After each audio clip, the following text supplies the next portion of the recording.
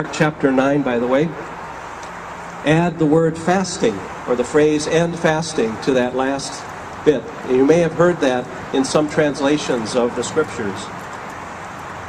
Certainly affirms what we have been doing, what you have been doing throughout these 40 days of prayer.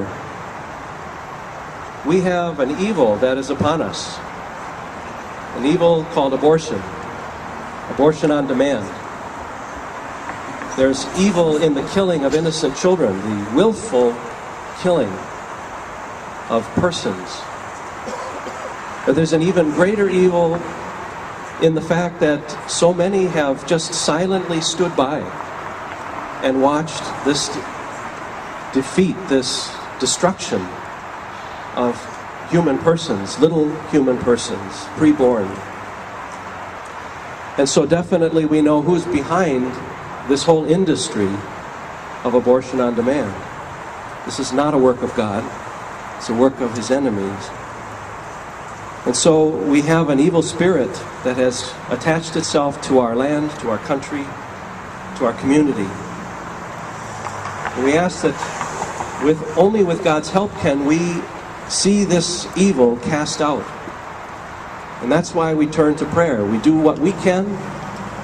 And anybody who's been involved in the pro-life ministries, in the striving to turn around this whole culture of death, realizes that it's a very, very difficult work, and they're sometimes feeling like it's beyond us. But Jesus speaks to us today in this gospel passage when he says, everything is possible to one who has faith. So even as we do this work, we need to bring our faith to this effort. It must be an action that is coming from the heart which believes and trusts in God, that God will bring about the victory. And so even though we may see the victory, we may not see it in our own day.